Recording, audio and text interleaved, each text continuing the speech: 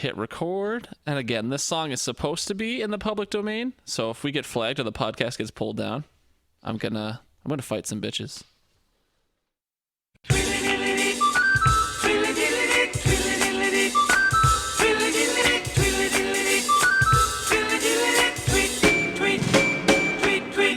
Rocks in the treetop all the day long, hopping and a popping and a singing his song. All the little birds on Jaybird Street love to hear the robin go tweet, tweet, tweet. Rockin' Robin, tweet, tweet, rock, tweet, rockin' Robin, tweet, tweet. We'll go rockin' Robin 'cause we're really gonna rock tonight. Josh, I've thought about it for quite some time, but we really need to add a video component at some point just for your goofy fucking dances every fucking beginning of the pod. Oh, what's wrong with my dancing? I just think the world would appreciate them, Josh. That's all. I didn't say there's anything wrong with them. I just think You just said they were goofy.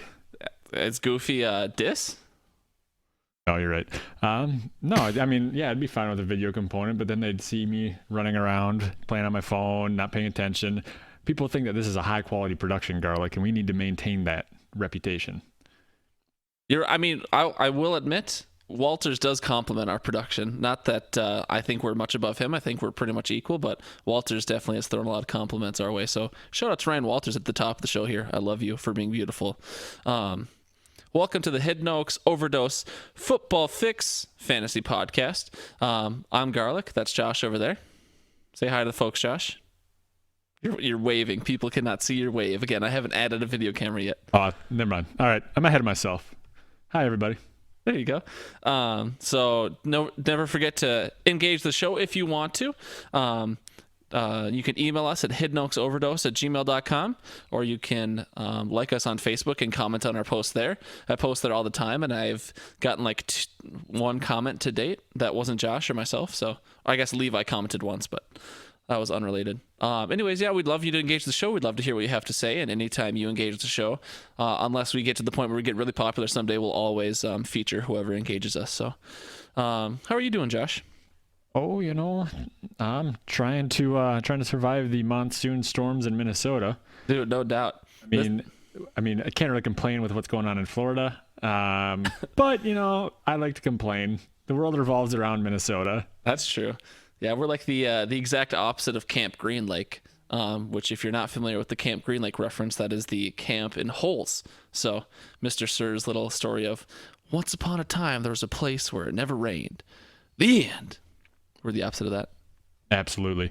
I actually got a phone call from Mr. Benjamin Williams prior to the podcast asking Mr. Benjamin.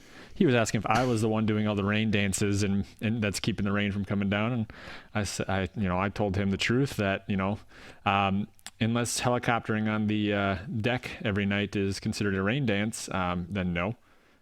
He said it counts. So I have to stop doing that. I'm sure my neighbors are happy. But yeah, so we've talked. Wow, we're already 2 items in. 3 items in. How are you, Gar? I'm doing good, Josh. Thank you for asking. Yeah, I don't know. It was the little rain. It's like the perfect annoying rain that you're talking about. It's like it's not the downpour where you have to have the wipers on constantly. It's just like the little drizzle that like fucks up your windshield, so you have to have it on really high speed for even though it's just a little bit of rain. Does that make sense? You experienced that? I was actually just going to say that I'm at the point where, yes, first world problems, white girl issues. Yeah, but for sure. I'm at the point where I can't have it on the lowest setting because it doesn't go fast enough. And I can't have it on the highest setting because then I have to listen to that annoying rubber squeakies. And it's like, I'm trying to drive home and play Galaxy Quest on my drive home in peace. And, obviously. And here I am having to pay attention to the roads because my windshield wipers are working too well or not well enough. That was my exact experience on the whole drive over here, Josh. Except I don't have the squeaks because I have good windshield wipers. So I think mine are circa 2015, so something around them. Next week's pod, we discussed it a little bit via text message. Hi, Odin. Via text message. You're gonna be in Florida? Are you going down for hurricane relief? Yeah, exactly. No, not quite. I'm not that humanitarian of a man. So I was surprised you didn't have more of a reaction than you did, considering I was the one talking about being consistent and having a podcast every week and all that junk. But I also, when we started this podcast, I didn't foresee any unemployment, and I didn't foresee the fun employment potential of going down to Florida. So I haven't officially decided yet. I'm pretty sure I'll take up the opportunity to go to Florida for a week with my family. But yeah, so the plan for next week's pod, which in theory should work, but nothing has ever worked for us on the first try, so it probably won't. We might miss a podcast next week. But in theory, I'm an only child, so you could say it works for my parents. There you go. Yeah. So, I mean, I was an only child too for a long time, but my mom had a couple miscarriages before me, so it doesn't always work on the first time, Josh. But so yeah, anyways, the whole point of that conversation, I don't know how we got to fucking miscarriage there, but I will be in Florida next week, and I'm going to try and do the pod from Florida and just call Josh like I have called like Kevin and Bradley and them. But if it doesn't work, I apologize. We might miss a pod next week, or we'll record it like really late, like on Sunday or something if Josh is available. He just said no. So anyways, yeah, that's the only news for next week's pod is I'm going to try and record it from Florida and just call Josh, which in theory should work, but again, who knows? That's all I got. All right. I have no non-football news, so moving on to the NFL news. Josh is boring. Well, wake up, go to work, come home, mauled by dogs, go to bed. It's kind of a repetitive story. Hold on, Josh. I'll interrupt you just so this doesn't interrupt you while you're actually talking, but there we go. Shout out to our sponsor, Arnold Palmer Strawberry. I'm going to remind you to write down the segment start time. I believe we're 47 minutes in. That is a beautiful call. Thank you, Josh. Yep. And we're 6 minutes, 6:30. Oh my God, that's it. All right. So some of the NFL headlines as I pull them up right now. Mike Tomlin was fined $25,000 for criticizing refs. Devonta Freeman sits out with a bone contusion. That's fantasy relevant. There's some trade candidates. Won't get into that too much because I'm not going to sit here and say Le'Veon Bell is going to Philly. I'm not going to say LaShawn McCoy is going to Philly. I mean, for all I know, I'm going to Philly. So let's just leave it for the experts to do that. Yep. We're talking about some MVP hopefuls week 5. So they're bored, thinking of something to write about. Joe Flacco's wife thinks he's an awful decoy as a wide receiver.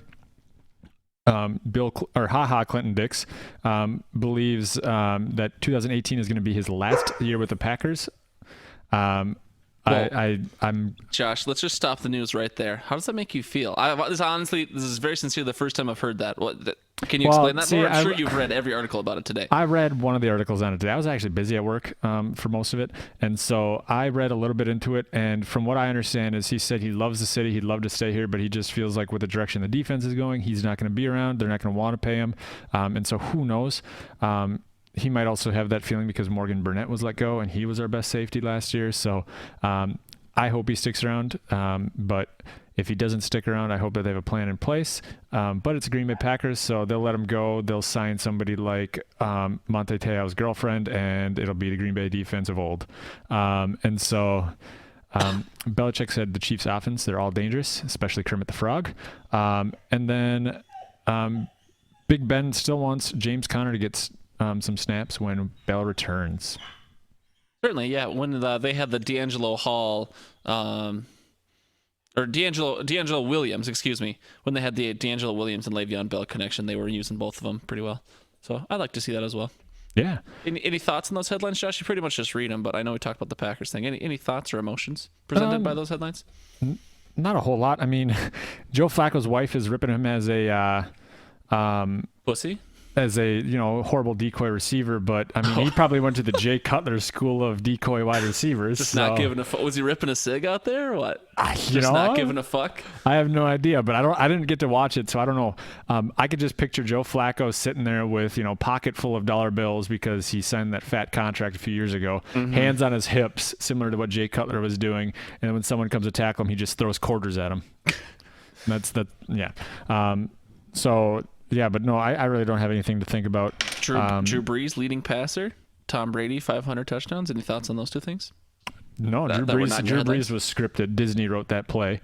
62-yard touchdown to break the record. Yeah, come on, Disney. Nice try. To Traquan Smith. of all people. The rookie. He was one of those guys that they regarded highly. So he was supposed to be their number 3. Any receiver in fucking New Orleans is regarded highly because Drew Brees is throwing the ball. Yeah, no, that's awesome. Tom Brady's 500th touchdown to Josh Gordon. That was pretty awesome. So I was tired and I had to go to bed on Thursday because I was just falling asleep watching that game. So I went in and I pulled up Gamecast on my phone and I saw a 34-yard line on my phone, and I was like, you know what? Josh Gordon has 1 catch right now. It'd be really nice for him to get a touchdown. I set my phone down, look at Netflix. My phone lights up. I got a text or a message in my group me chat. Pick it up. Josh Gordon, 34-yard touchdown. So now I'm gonna pick up my phone whenever the Patriots are on Gamecast and go, it would be really nice for Josh Gordon touchdown. You think it'll work every time? Yeah. I mean, they've done studies, 60% of the time it works every time. Can't disagree with that, Josh. So yeah, no, that was pretty cool. But yeah, no, I mean, it was a great week for quarterbacks. Then again, they're saying it's all great weeks for quarterbacks. So it's a passing league, especially with the way these rules are going, man. Yeah, no. That's what the NFL wanted, though, right? More points, more yardage, more exciting play. So they're getting what they wanted. Yep. Moving on to the Week 5 NFL results. Let's talk about the Vikings game first. Oh, but Josh, the first bullet there is clearly Packers game. Josh, let's talk about. Okay, we could call it the Lions game if that makes you feel better. Because they played more. That's a little bit more fitting. I think you have my reaction pulled up. You might as well just go ahead and push that play button. Oh, that's right. I forgot about that. But luckily, I did have it queued up because I'm a responsible podcast host. And here we go.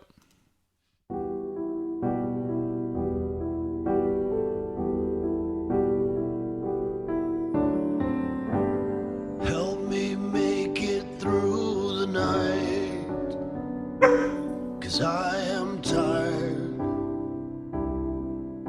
and alone. Help me make it through the night, 'cause I don't like myself anymore. I forgot to cut it the first time I was supposed to, so I let him go another couple lines there. Yeah. Sorry about that. Ron, where are you? I'm in a glass case of emotion. I mean, both those are just, it sums up kind of how I felt. I was numb. Everyone's wanting to blame Mason Crosby, including myself. I have a pitchfork out in my garage right now waiting. But Rodgers did not do anything to help the team in the first half. He struggled, missed some throws, he fumbled twice, holding on to the ball too long. But, that could be, like they said during the broadcast, there were some new receivers in for him, some rookies, so timing issues, things like that. And then it was just not an overall good game for them to start. Obviously, Mason Crosby missing 4 field goals and 1 extra point did not help. No, not at all. And so I'd read something somewhere that he had missed 4 total field goals last year and 4 total field goals the year before, all season. And so missing 4 in a game kind of ruined the mood. But, it gave me an excuse to break into the hard liquor around halftime and didn't look back. Yeah, I mean, there was opportunities. They tried to make a comeback. I think Rodgers still threw for over 400 yards despite only throwing for less than 100 in the first half. Mm-hmm. So he came back, and so I'm in the mindset that whenever they're at Lambeau, they need to adjust the scoreboard to make the opposing team have more points, just so Rodgers could see it and think, I need to throw the ball. I need to make better passes, and then he'll throw for 400 yards, and all will be good. Mm-hmm. I know it certainly happens every year around this time when the Packers have a slower than I'd say the Patriots and the Packers do this every year. They have a slower than normal start, and everyone's calling for McCarthy's head. How do you feel about that?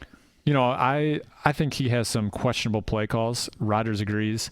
There's a lot of questionable play calls, and one of the big things that I want to see is Aaron Jones on the field more. He's the better runner than Jamal Williams. Yep. Ty Montgomery should have spent more time in the slot playing wide receiver, fulfilling the Cobb role, because that's kind of what they drafted him for, from what I understand or from what I remember. And so it would be interesting to see kind of what he does to adjust the game plan for this week's game. And so I believe they have the Niners. yeah, the Niners at home. So it should be it should be a game that they should win. And so we'll have to see what happens. I don't know. Detroit's, they beat the Patriots, so obviously they're not some scrub team, but they lost to the Jets, so they're kind of finding their identity as well. We can move on to the Minnesota game. I watched that game. That was, from a football standpoint, a good football game, fun to watch. And so America's game of the week, Josh. Yeah, no, America's team lost to Detroit earlier that day, though. So how did you feel about the game? I agree with your sentiment that it was a fun game to watch. There were certainly points in the game where I was sweating bullets, especially I think it was the first 3 series we had the ball in their red zone like twice or 3 times and we came away with 3 or 6 points, only field goals.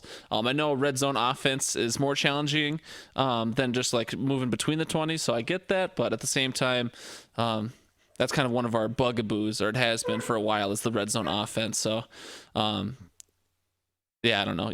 You want to be able to get the ball, punch the ball in, and then we'd be able to pin our ears back and kind of rush Carson Wentz more at that point. It might have been a different game, but we came away with the W. Linval Joseph, 68-yard touchdown. He's going viral with his oxygen mask and sunglasses pick. He's going all around the NFL with that. And that was pretty funny. I got a kick out of that. It was fun watching him run the ball back to the end zone. But no, I agree. I thought it was kind of funny, and we'll blame Alex Williams on this. I doubt he listens to this podcast, but absolutely he does not. Yeah, but he texted our group me chat saying this is sweet redemption when Crosby missed his field goals because of all of the kicking issues and all of the jokes that I've made about kicking, and then I think right after I'd read that message, he'd probably sent that before it happened, but right after I'd read it, Dan Bailey missed that 30-whatever yarder. Yeah, right. He hit the goalpost or something. Yep, and then he missed another one later on, and I wanted to ask Alex how he felt about it, but obviously he hit the game winner. Yep. And Dan Bailey is Dan Bailey. He's pretty much I wouldn't say automatic, obviously, but he's going to be someone that can win a game with his leg. Yeah. I don't know what it is. I mean, I'm sure you're less involved in it than I am as a Vikings fan, or a more hardcore Vikings fan. Obviously, you're around it a lot, but I don't understand why Mike Prefer is still here, which is our special teams coordinator. Your guys' special teams has been, sub-special. We've had good stars, which I think is kind of what masks Prefer's ability. Like Cordell Patterson was a stud. Marcus Sherrills can be a stud. Percy Harvin was a stud. But other than that, I think it was 2 years ago at this point, we had like 2 punt blocks against the Panthers or something in one game, so that made him look good. So he's flashy, but I'd say he's pretty inconsistent as far as the special teams coordinator goes. I would agree. I mean, the special teams for you guys has blown. Obviously, this year for sure. Missed kicks, missed field goals, that is, allowing a blocked punt, allowing decent returns, I guess, on some of the punts that I recall seeing. There has been punting issues. I think I want to say every game that I've watched the Vikings, I've heard the announcers say, "Oh, he mishit that one. He shanked that one." Every game there's at least one, and the one that they had shanked the one he had shanked this last week, that was crucial field position. And obviously punting, you don't really think about it just because, if it's 4th down, that's never good. But punting is huge. Special teams is huge because it is a field position battle, especially in the NFL. Yep. And so I think that gave them the ball on their side of the field. And I don't know if they scored after that drive or not, but we can ask our producer to check that out and let us know. Oh, yeah, Odin says they did. Thanks, Odin. So I mean, it's good to watch the Vikings win. I feel like we've talked about the Vikings more than the Packers now, but I know you've had some stronger than not opinions on Kirk Cousins so far this season. How do you feel about that performance out of Kirk Cousins, or your view of him overall? He looked fine. No, he looked good. And I think that a lot of my strong opinion is because he's a Viking. I actually didn't like him in Redskins as well. He made some silly throws.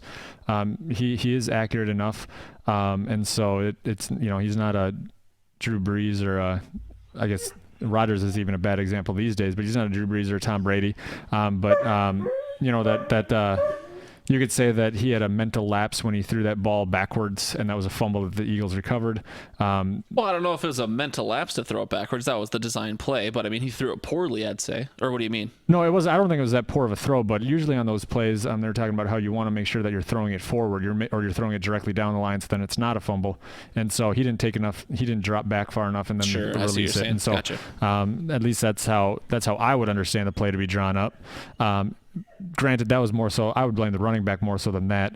But if he would have taken 2 extra steps back, it's not Philly's ball, and then the Vikings probably run it out a little bit earlier. Sure. And so, I mean, this last game was nice. I know the Rams game, he put up a ton of yards. He had some struggles with throws early on, but it seems that he's a second half quarterback, similar to what Rodgers has been this year. Yeah, they make their adjustments and he goes back out.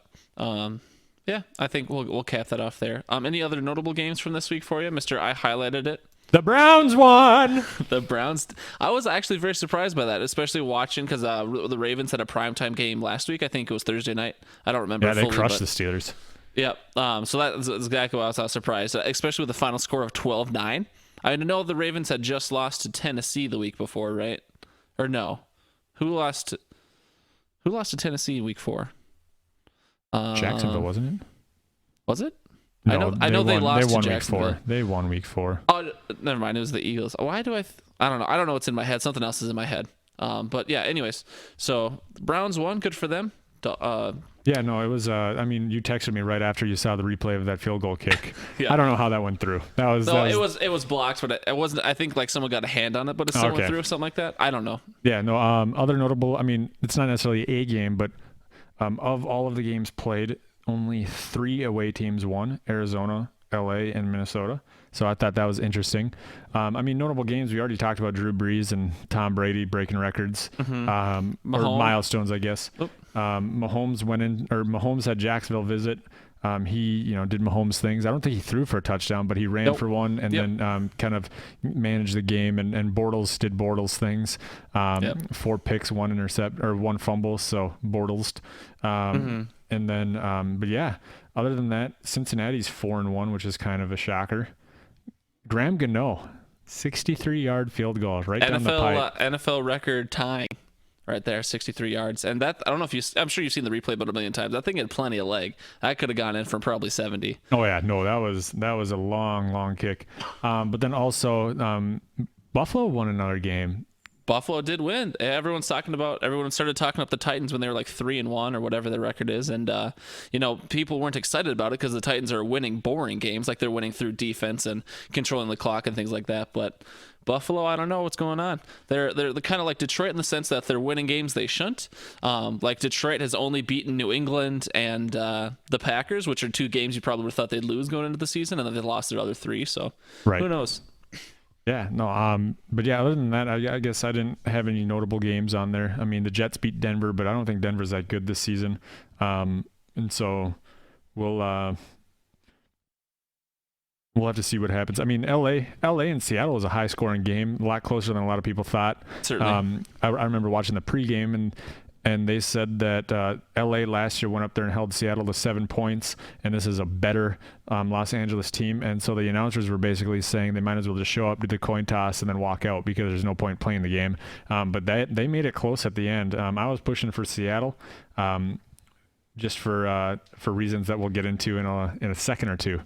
And so that's probably the best segue we'll have into our lock upset picks for the week. Yep. So I got to write down the segment time again. We're at a full 23 already. I know. So last week for lock and upset, I picked the Rams, which again was a close game. And then I picked Jacksonville to upset KC, and they did not, sadly.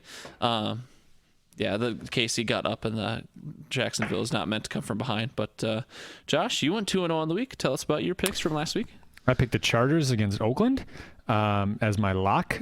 I feel that the Chargers defense, they could step up against Derek Carr's subpar season, as well as their just lack of identity, I want to say. I mean, no Khalil Mack, so I don't even know what they do on defense. And then Phillip Rivers is, he throws the ball a lot. He has Melvin Gordon. And so, yeah, that was my reasoning there. And then I picked Minnesota for Philly or Minnesota over Philly as my upset because Well, as a Packers fan, I just know that Minnesota is going to win games that they're projected to lose, and so since they were, I don't know what they were. I don't think that they're huge underdogs, but It was probably like 3 points or something. I couldn't tell you. But they went in there and they won it, and so I guess whoop-de-doo, I got an extra point there. T went 2-0 as well this week. Shout out to T. T went with the New England Pats over Indy on Thursday. Kind of a blowout there. And then he picked Cleveland upset Baltimore, which was actually my backup pick that week. And so he got the points there. So right on, T. Who do you got this week, Gar? For my lock, so I'm not going to hold it to you this week. Obviously, you can see I entered in all the previous opponents with our picks. But so I wanted to pick like Buffalo to lose again or the Jets to lose this week, but trying to stick to the rule of not picking the same lock team over the losing team within 4 weeks. I picked Atlanta as my lock over Tampa Bay, just because if Ryan Fitzpatrick is done, Jameis Winston blows. And I understand that's a divisional game. It could certainly go either way. I can think of plenty of times Tampa Bay with Jameis Winston has beaten Atlanta, but I'm taking Atlanta as my lock, even with Devonta Freeman and Matt Ryan questionable. And my upset is going to be KC over New England, just because last week I think I've mentioned how this is the proving test, or this is the proving moment for Mahomes, like every week, and he keeps overcoming that. So I like KC over New England as my upset. KC rolled New England last year in the season opener. That's true. So, I guess it is considered an upset technically, but yeah, I can see that happening. And then as far as your lock, I think that's a good lock. I mean, it's a division game. But Atlanta's 1-4. So, my lock, the Rams versus Denver. First time picking the Rams, I'm surprised. So granted, that means they're gonna go 5-1. You ruined their perfect record. Thanks, Josh. And then my upset was Carolina against Washington. So I think Carolina's gonna go in there and beat up on Washington. Yep. So those are locks and our upsets. Did we have any celebrity lock and upsets this week? Nope. All right. Any other notable Week 6 games for you? I mean, obviously the Packers play on Monday night. That should be a nice primetime game for you. Yeah, no, I'll be able to watch half that game and go to work hungover because I'm upset.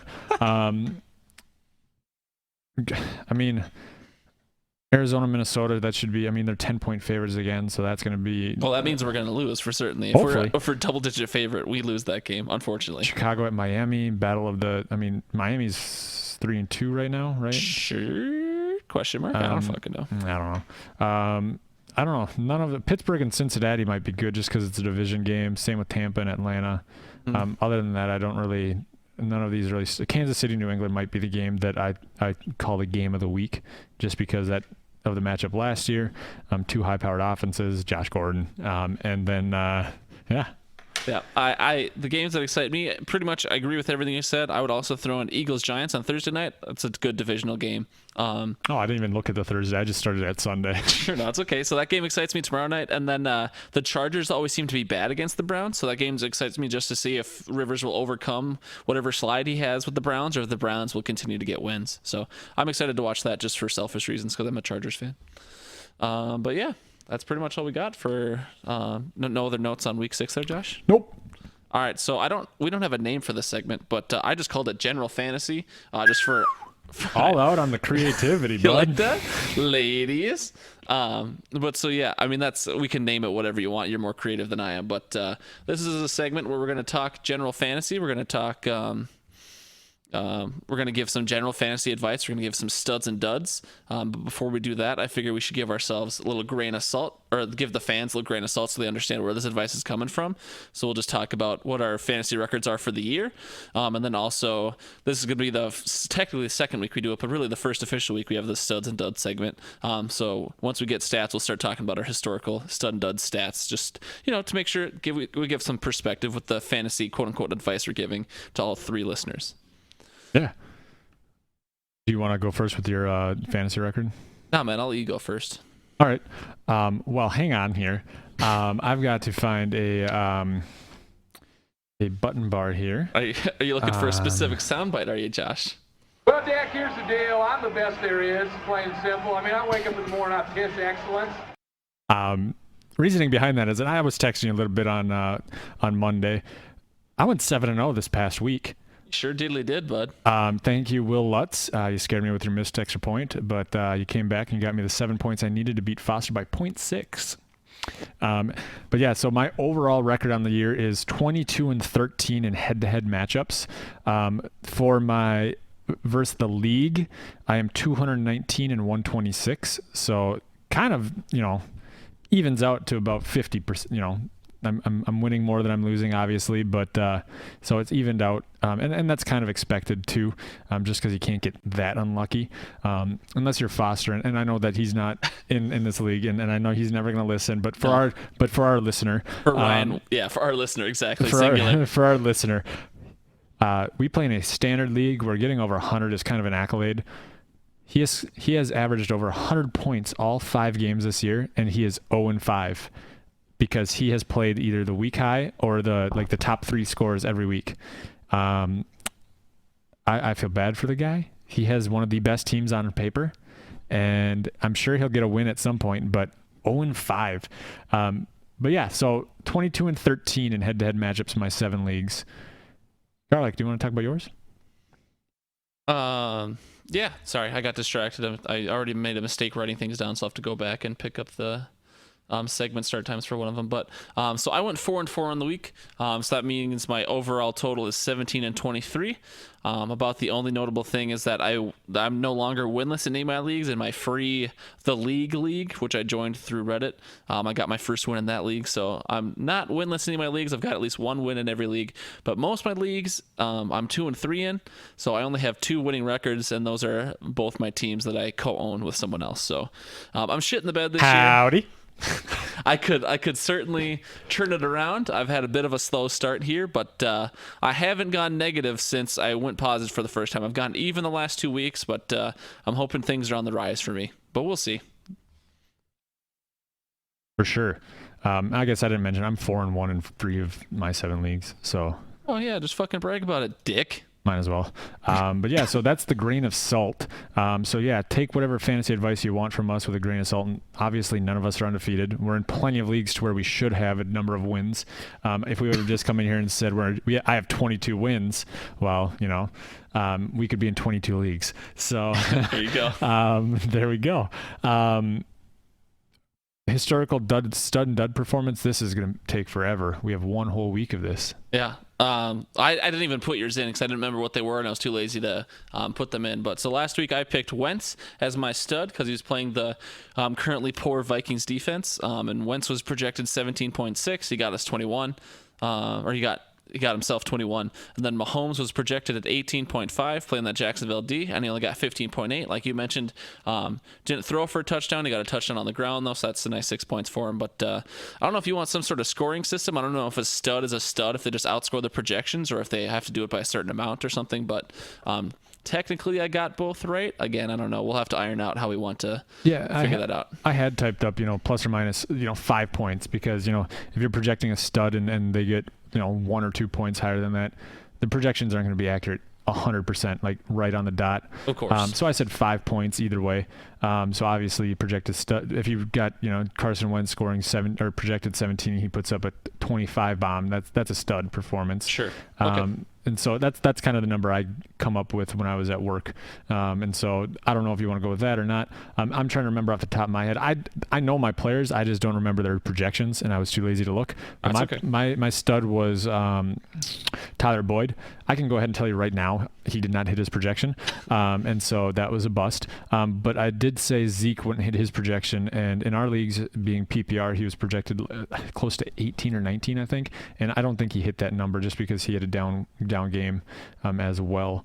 Who do you got this week? So I was just going to add one more note before I go there. My initial thought was for within a 5-point range, we'll get 1 point if it's over 5 points for studs and duds. I wasn't going to score it. I was just going to. Oh, all right. Never fucking mind. So my stud this week is going to be Trey Burton, only because I was surprised to see he was only projected 8.5. I was just, for the record, I'm using our ESPN Redraft League where I'm getting my projections from, which I think we have pretty standard scoring, but this is with PPR, I guess. So I don't know why I said pretty standard, but pretty normal scoring. Trey Burton was projected 8.5. I certainly see him exceeding that in that offense. Matt Nagy likes to feed the tight end the ball, and Trubisky seems to like throwing to him. So, and then my bust is going to be Saquon. He's projected almost 20 points, 19.9, and he's playing a pretty solid run defense in the Philly D. The Vikings did not get any sort of run game going. We won our game, but it was through the air. It was definitely not on the ground. Latavius Murray had maybe a couple clutch runs at the end, just getting first downs and keeping the clock moving, but the Vikings have not had a run game all season, and we definitely didn't against the stout Philly run defense. Yeah, my stud this week, I have Sterling Shepard. He's only projected 11 in PPR. I think he could get 11 in standard pretty easily. He's had some great weeks this year. Obviously, Eli's throwing him the ball, so it depends on if mouth breathing Eli shows up or the Eli that got tucked in by Peyton Manning shows up. And so that's kind of dependent. But in PPR, he should see enough targets and he should get enough volume to exceed 11. I would think. You would hope so. Even exceed 15, 16. To put him at that stud category. My dud of the week, Dalvin. He's projected 16.4. And I did this thinking he was playing. Obviously, it's a potential he doesn't. I just saw an update today that he was limited again. And I know he was. Was he active last week? No. No. He's coming off of a soft tissue injury, one of those lingering things. And so being projected 16.4, he's not going to get volume. I don't think he's going to get the volume to get that much points. Yeah, no, I agree. I don't know where that projection comes from. I think that projection is inaccurate. Certainly, I agree with you that he'll be a dud this week. His only chance to get a point like that is to rock off like an 80-yard touchdown run. Right, and if that happens, that's unfair. That doesn't count. Okay, Josh. Should we tell the NFL that too? Be like, yeah, no, call that one back. That's not fair. I got Goodell on my good side. I understand we were just picking like one must start and kind of like one must sit, but I threw in some honorable mentions just because I was going through the research. I think Chris Carson will be a stud this week along with Matt Ryan, and I think Jarvis Landry will be a bit of a dud. I don't know if you have any honorable mentions that you can think off the top of your head, but no, nothing that I can think of. I know that we had some mentions from Reddit. Oh yeah, was that a Reddit member? It was not a Reddit. Well, I mean, I'm sure they're on Reddit. They're in our Blood, Sweat, and Beers Dynasty League, yeah. But the comment came from Facebook. Yeah. Yep. And he had said stud Garden. Yep. And I don't know what Gordon's projected. Anything shy of 100 is kind of a disservice. But who was his dud? I can't remember off the top of my head. So I'm looking at it. I want to try and. It was his name has a bunch of fucking like symbols in it, but it looks like his name is Eric's Kestrius or Equestrian. Shut the fuck up. So I butchered that name, Eric's Kesterus. I don't fucking know. What is that? That's Check My Balls in our. I think that's Check Our Balls in our Blood, Sweat, and Beers League. His dud was David Johnson. So he didn't put what the projection is. We could have been responsible and put it in ourselves. We certainly didn't. But I just wanted to feature the man because I think other than Brian and Walters, that's the first time we've actually had football input on the podcast. So thank you, Mr. Check My Balls. And or if I got your Yahoo team wrong, thank you, Mr. Eric's Kesterus. Equestrian. Shut the fuck up. I agree. I think Josh Gordon had an uptick in his targets as well as his volume last week. Tom Brady commented how he just knows that if he throws the ball up, he's going to come down with it because he can get so high. You're so stupid. You're so stupid. But I kind of want to disagree with his dud just because I have David Johnson in multiple leagues and I don't like that. They're disagreeing based on an emotional basis and literally nothing else. David Johnson's he's based on ADP, he's been a dud all season, except for last week getting that he got 19 in standard. I don't know what he got in everything else, but that offense is just a complete disaster because I don't think they have, I've mentioned it already, an identity. And so with that new head coach, they're kind of trying to figure it out. But if he's going to be a dud against Minnesota, is probably one of the better weeks to project that. Overall, I'm just hoping that maybe he rocks off an 80-yard run so he can. It depends which. I can tell you, it definitely depends which Minnesota defense shows up. We could hold him to 3 points. He could get 25 points. It kind of depends on which Vikings are on the field. Right, but it's like you can't bench David Johnson. You certainly can. You can bench him based on matchups. You can bench studs, Josh. Player studs garlic. It's the rule. But anyways, moving on, we're gonna add another new fantasy relevant segment. Something that I'm not counting this as a new segment. It's just part of our general fantasy segment, but it is new. Yeah, no, it is new. Where is it? It's on the top of your Word document. But this is going to be a kind of an A or B type situation, and I tried to set up a spreadsheet, but my brain was too mushy from other things. Probably working on this all day and at work, and so I was going to set up a spreadsheet so we can kind of input it in, but we can just kind of go over it and then remember it and then set that up later. But the premise is to kind of set a lineup based on some who do I starts that I had seen on Reddit. I was too lazy to come up with them on my own because I didn't want to be biased in some of them with, players I have on my team to get advice from you during the podcast. Plus looking at our overall records, why would I take advice from you? You're not wrong, Josh. You're not wrong. So the first one I got up, and I'll let you answer this one first, is who do you got between Wentz and Wilson? Wentz is at New York on Thursday, and Wilson is at Oakland on a day. I certainly like both those matchups. I think both those quarterbacks will be good. I think I'll give the edge to Wilson just because I think Wilson is certainly more mobile than Wentz. I think they could both certainly have similar passing success. So then if you're going down the line of other criteria, I'd give Wilson the edge. Yeah, no, I agree with your take on them both having, favorable matchups. That's kind of why I picked them both because, they're not playing a top tier defense. Apparently Oakland's struggling to find a pass rusher. So they're not going to have they're not going to have anyone to rush Wilson, and Wilson has the mobility that Wentz probably doesn't right now. But just because I'm going to go with Wilson as well. I think that him at Oakland is going to be a decent matchup. Oakland's offense has the potential to score. With if Derek Carr can get his things together. Wentz or the Eagles just lost to Ajayi. And so it'll be interesting to see how they tackle that. But, that also might mean that they throw the ball more, meaning he gets more points. Certainly possible. All right, Josh, this or that. Eckler at Cleveland. Austin Eckler, running back for the Chargers at Cleveland. Or Mike Davis, running back for the Seahawks at Oakland. Both RB2s on their depth chart. Yep. This one, I put Mike Davis on there just because of his last few weeks' production. But I think that I'm gonna go Eckler just because Eckler and Gordon have had the number one.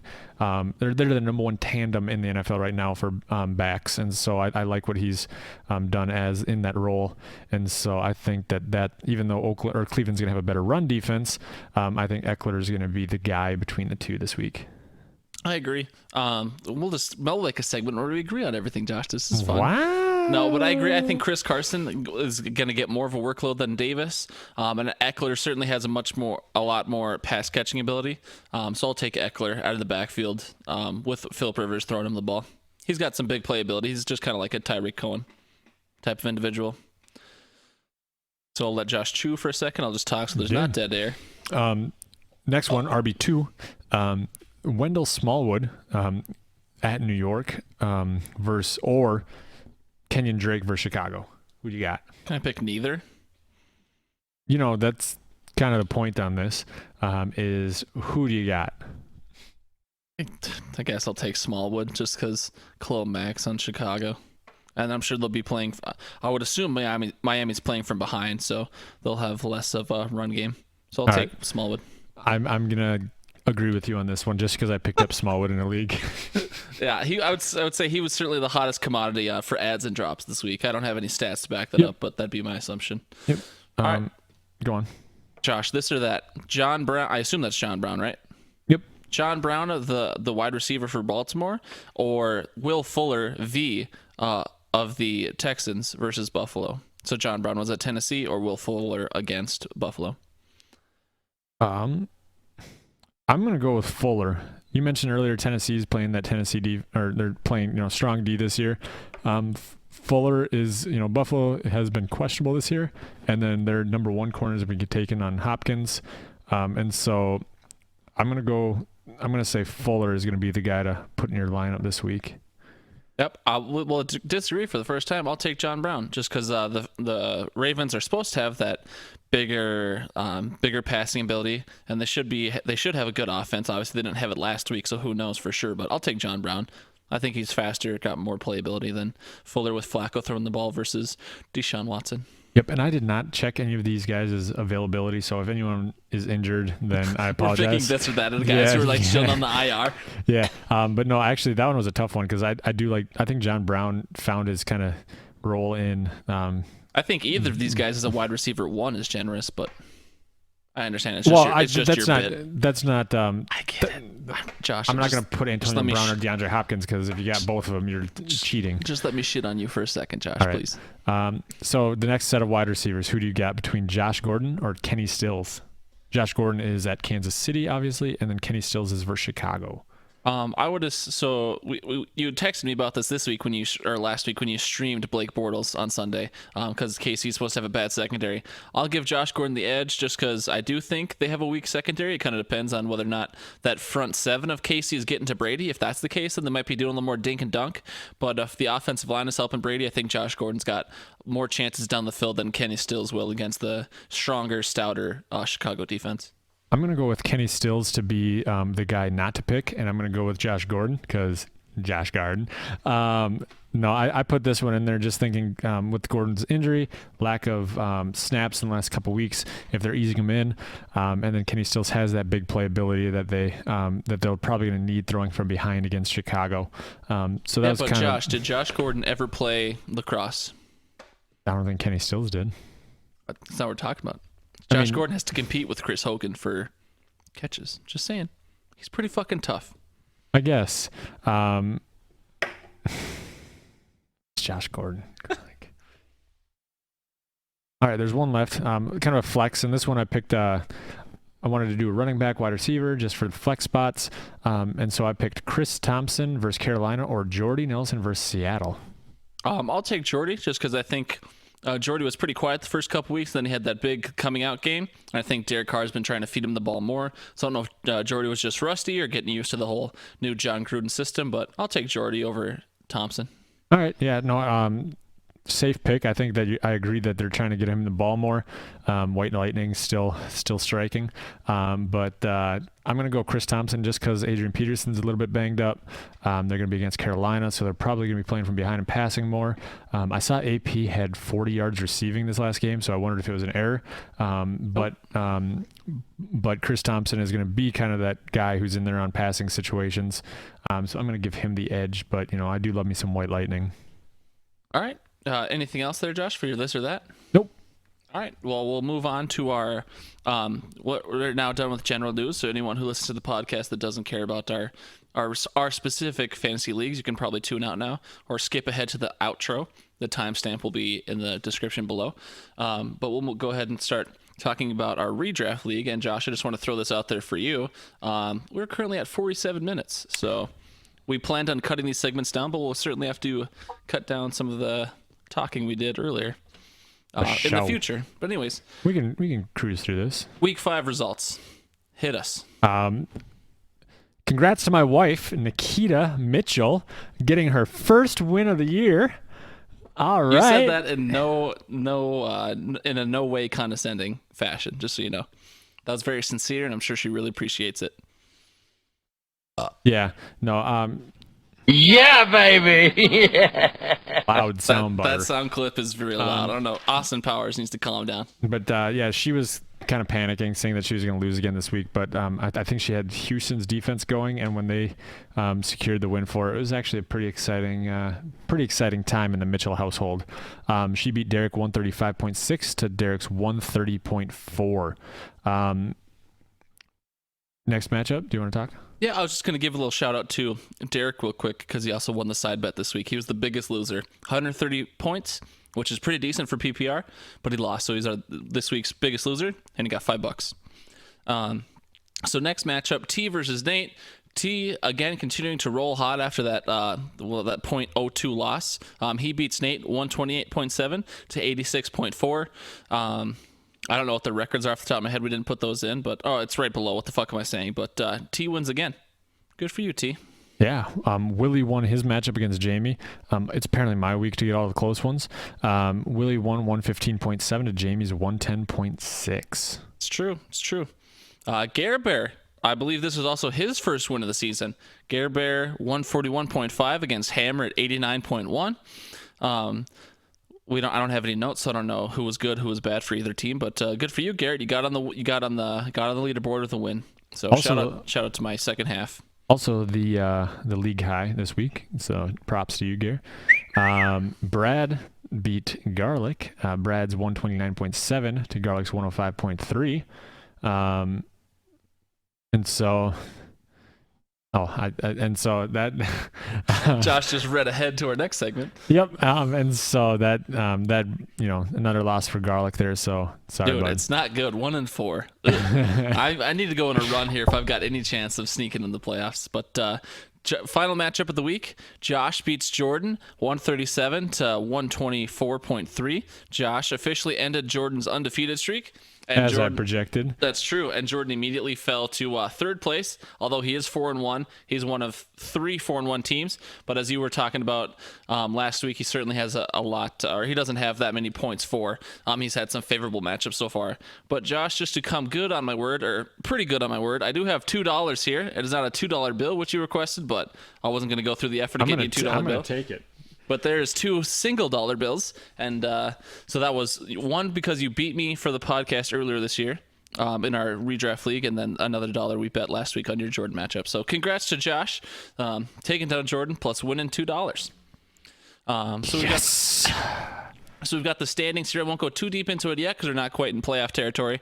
But after 5 weeks, Josh is in first at 4-1, T's in second at 4-1, and Jordan is 3 at 4-1. So we've got 3 4-1 teams there. Those guys are likely to make the playoffs. They're certainly not locks by any means, but those guys are looking favorable so far.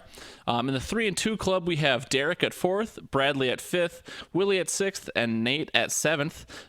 So again, those guys are looking pretty good. They've won more than they've lost. Hammer's at 2 and 3. So he's the only other guy that has more than 1 win this year.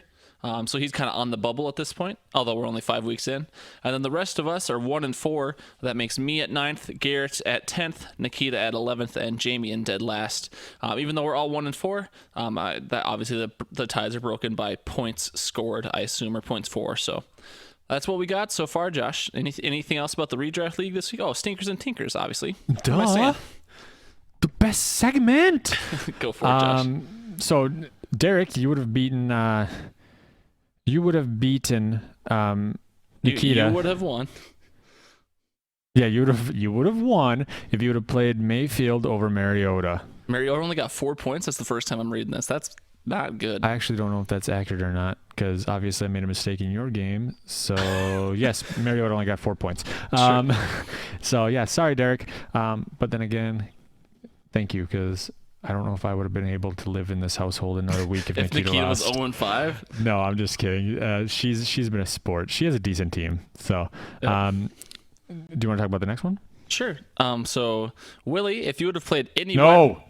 What do you mean? That's the next Stinker Tinker. What are you talking about? Yeah, but Jamie lost. Oh, okay. Sorry. I'm right. You're wrong. All right. You're right. Are you wrong. having a stroke? Jamie, if you would have played any wide receiver over Cooks, because Cooks got you 0, you would have won. You had a close matchup there, only 5-point difference. I understand the segment is just a kind of what you should have done, but no one's going to play someone over Cooks after the seasons he's had so far. But Jamie, you fucked up. Moving on to the next one. Jordan, if you would have played Kenyon Drake over Dede, you would have won. Drake got you 24.5 on the bench. Dede Westbrook got you 8.5. I understand why you put him in there just after that monster week he had last week. But, it would have kept your undefeated season alive. Doorknob. Damn it. And yeah, that's all that Stinker Tinkers. There's no more in the notes, is there, Gar? Well, Josh, there's one honorable mention Stinker Tinker. I admit I definitely should have played Crowell instead of Freeman. But so Isaiah Crowell had 30 points sitting on my bench, and Adrian Peterson only had 6.2. Devonta Freeman only had 6.1. So that's a difference of 24 points. Josh isn't very good with his math. So I almost would have won had I played either Isaiah Crowell over Adrian Peterson or Devonta Freeman. But I still would have lost by like 0.3 or 0.4. So technically not a Stinker Tinker, bitch. stink. Matchups for next week. Matchup 1, we have Garrett versus Nikita. Garrett is currently projected to win 120.6 to Nikita's 119.2. Oh, sorry, I'm trying to eat here. Josh is projected to beat Nate currently 117 to 107.3. And I'll just note we're kind of getting in the bye week woes area. The bye week started in week 4, but obviously they get more popular in these middle weeks. So a lot of teams are going to be taking losses just because their studs are taking naps. Brad, 108.4, Willie 107.6. So another close matchup projection. Yeah, I'd say that's America's game of the week right there. Really, Garrett 120.6 versus Nikita 119.2. That's a battle of the 1 and 2s. Or 1 and 4s. 1 and 2s? Sorry. What week is it, Josh? I was looking at my $2 bills.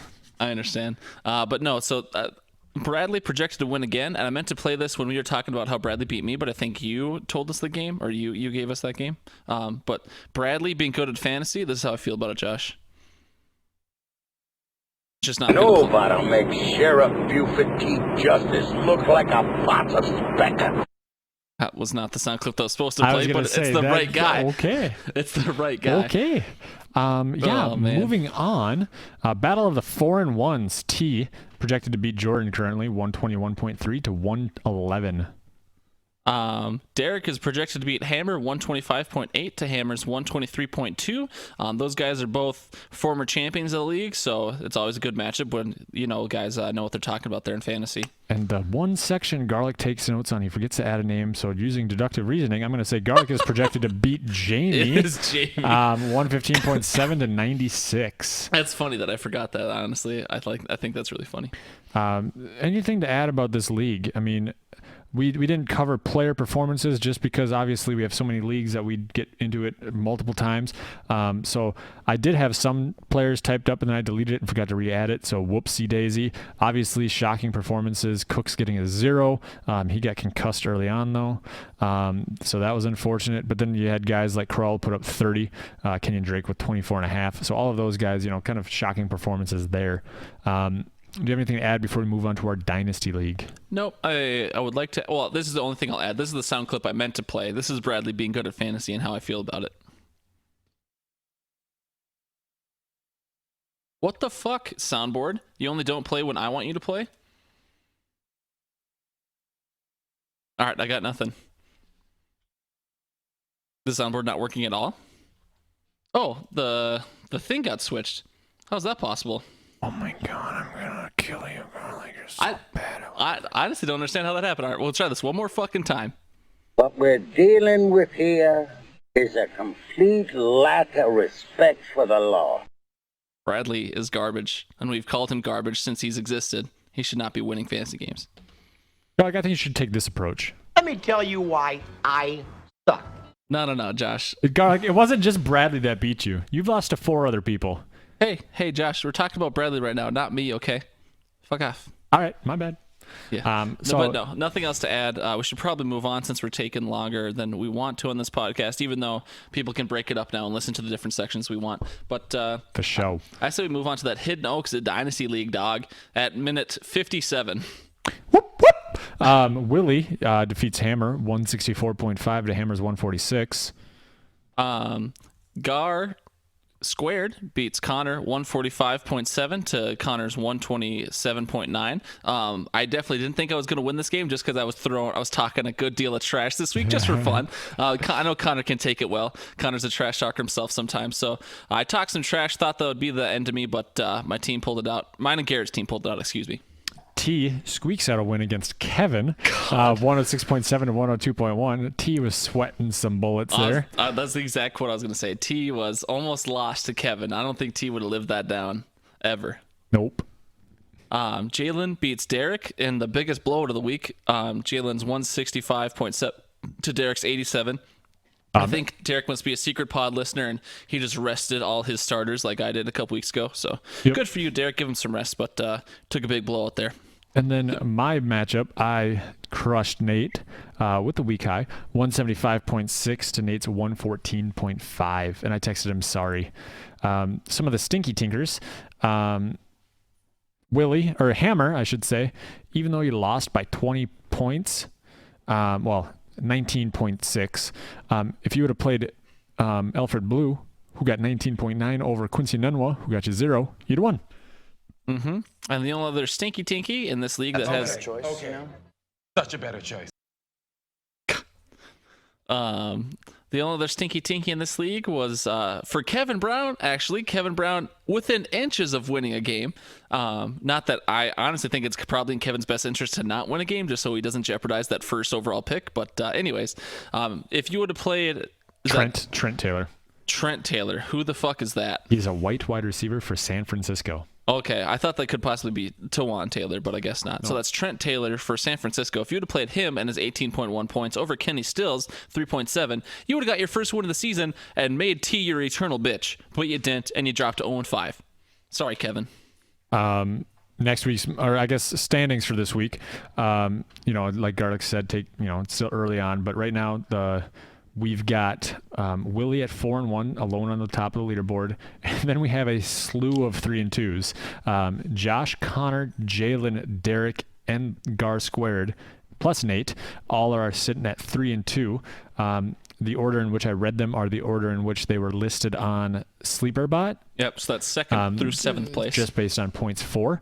And then we've got T at 2 and 3. Hammer at 1 and 4, and Kevin at 0 and 5. Yikes. Matchups for next week. Take us away, Gar. You got it, buddy. So next week we're looking at G Squared is playing Hammer. He's on a losing streak, so I'm sure he'll lose that game. But currently, Garrett and I are projected to win 141.12. To Hammer Set's 116.68. Again, I don't know if Jesse's taking any role in that team yet or not, but shout out to Jesse also owning that team. I think Jesse's been taking control the whole time. They're 1 and 4. But anyways, the next matchup, Willie projected to beat Nate 149.76 and Nate's 121. Mm-hmm. Nate might have some bye weeks while there, or Willie's team's just really good because he's 4-1. That honestly surprised me when I read it today. Connor's projected to beat T 151.45 to T's 121.4. I'm projected to beat Derek 144.34 to Derek's 133.9.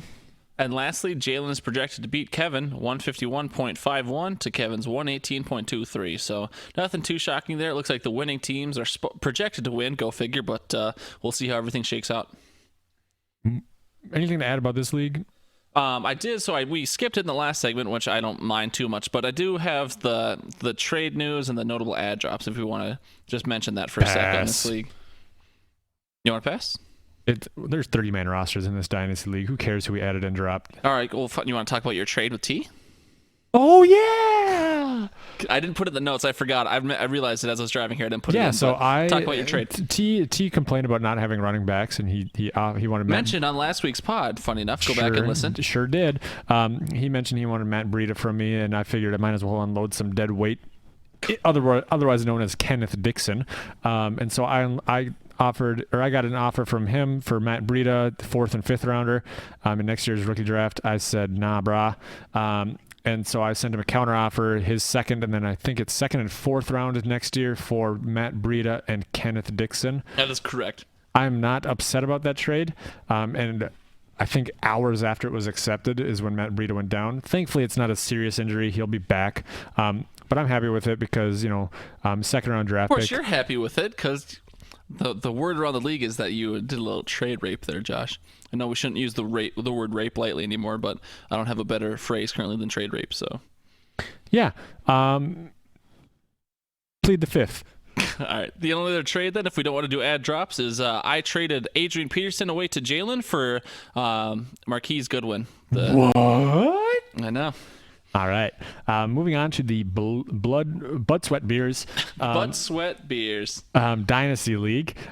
Howdy, fellas. We're going to start with our matchup.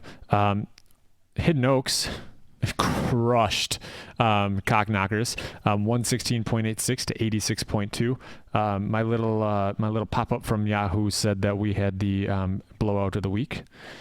So suck it. Yeah. Check my balls. Go beats Alex Smith first round 115.9 to 103.7 ferv. Futbuckers beat John Osburton's 108.32 to 93.94. Erect Dicker beats Zero Girly Zero Cup 108.2 to 86.0 fur. And then Dalton Abbey beat Brett and Brett 123.68 to 101.22. That's true. And TD My Pants, the last undefeated team, wins again. I believe looking into it on either going into Monday night or Sunday night, I had posted in Slack that Hidden Oaks is back and everything's fine. And I actually thought TD My Pants was going to lose based on what was happening in the projections. I don't know if he had a Monday night stud pulled out for him, but he remains undefeated, winning 106.48 to 98.6. Congrats. The only stinker tinker of the week. I was honestly surprised there was the only stinky tinker. Yeah, because there's a lot of close games. But and this one, this is one of those ones that you understand. Jonos Burtons would have won if he played Traquan Smith, who put up 24.6 over Brandon Cooks, who got 0, as we mentioned earlier. It's true. Next week's matchups, we are going up against Brett and Brett. We're currently projected to win 102.52 to 99.53, so a close matchup there. Check My Balls, our true fan who contributed to the show today. He's projected to beat Junos Burtons 115.46 to 96.51. Just Bears fan projected to win 101.47 to 99.14 against the Cockknocks. TD My Pants is projected to continue his winning streak, projected to win 119.33 over Rec Dicker's 92.79. Alex Smith, first round, projected to win 101.59 to Dalton Abbey's 95.18. And lastly, Futbuckers is projected to beat Zero Gurley Zero Cup 99.23 to 94.94. Zero Gurley Zero Cup, I think, is the only winless team in this league. I understand the team got traded around to 2 or 3 different people, but with a team name like that, you're an imposter, and you won't win until you change your team name. So just throwing that out there. Absolutely. You're a phony. Going over the standings here, just because I like where we're sitting, even though we're not at the top. TD My Pants standing alone on top at 5-0. Hidden Oaks 4-1. Suck it, nerds. Nerds. Randy. Dalton Abbey 4-1, I guess. That's okay. Loser. Check My Balls 3-2. Just Bears fan 3-2. And then Futbuckers, Alex Smith first round, Cockknockers, Jonos Burtons, and Erect Dicker all sitting at 2-3. Brett and Brett 1-4, and then No Girlies, No Cup, change your name at 0-5. It's true. That's anything else to mention about this league there, Juice? No, it's been fun so far. I guess I haven't checked Slack in a while, so they're probably we probably shouldn't do this on the pod, but did you ever pay the $10 or whatever? Did you ever go in Slack and click that link I told you to? Josh, I didn't know about it. I specifically tagged you in Slack. It said @JMitch, click this thing, and it was the message right above it. God damn it, Josh. All right, well, we haven't been yelled at yet, so that's good, right? Yep. Who knows? We might have been yelled at, but I just haven't checked. Right. Check My Balls has not yelled at us yet. Right. So I guess since you don't want to talk ad drops, since this is a Dynasty League, there were a couple trades that we haven't mentioned yet. We don't have that much time. All the trades going on in this league? Well, I only took one from last week and one from this league. All right. So last week, Alex Smith, first round, traded Matt Breida and a first-round pick for Juno Burton's Sammy Watkins, Theo Riddick, and a fourth-round pick. So that happened last week. And then Check My Balls traded away Mohamed Sanu and a 22nd round pick. I think that's just for fun. To Futbuckers for Bilal Powell and a second round pick. So those were the trades. You're gonna just stare at me silently. Yeah. I was just shocked by 22nd round. I'm kind of internally giggling. I mean, we've had another trade like that this year, haven't we? I believe we've commented on it before with a random draft pick. Okay, well, you're fucking useless to me. Kinda. Yeah, I have nothing else to add, so show wrap. Show wrap. All right, well, let me write down when this outro begins, because that's what people do, right? So yeah, I'd like to thank everybody for listening to the pod this week. Josh, thank you for having me. Don't forget to engage the show either through email or through Facebook or wherever. Again, our email is hiddenoaksoverdose@gmail.com. Facebook.com. I think we're Facebook.com/hoodpod, or you search us with @hoodpod or some bullshit like that. I put in a custom thing at some point that made us hoodpod, so search that on Facebook somewhere if you haven't yet. I'll give a shout out to Mr. Eric Landvik, Josh, who's the mystery listener I mentioned before. His name's actually Eric Samansky, but he married Laura, so I just call him Eric Landvik because it's funnier. Because I still call her Laura Landvik all the time unintentionally, so I'm just going to call him Eric Landvik. What's up, Eric? Thank you for listening for some reason. And then I'll also give a shout out to Mr. Ryan Walters for being a royal listener for some reason. We appreciate you.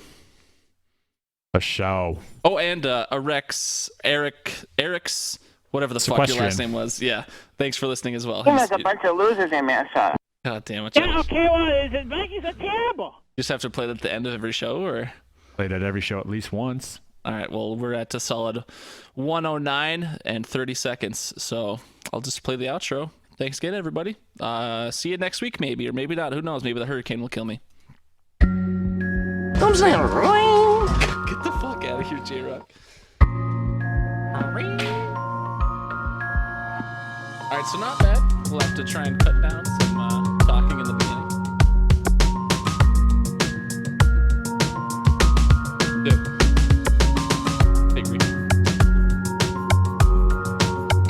And like I said, I mean, not that we have too many listeners anyways, but now they can break it up to just listen to their segments, so it's not too daunting with the, holy shit, this thing's an hour and 10 minutes. They can be like, all right, I'll just listen to this and this and this.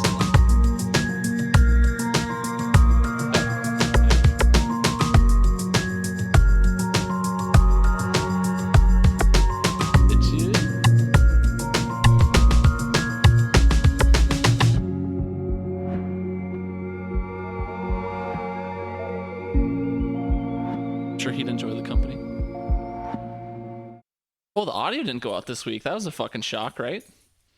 We didn't sound like robots at any point. That was nice.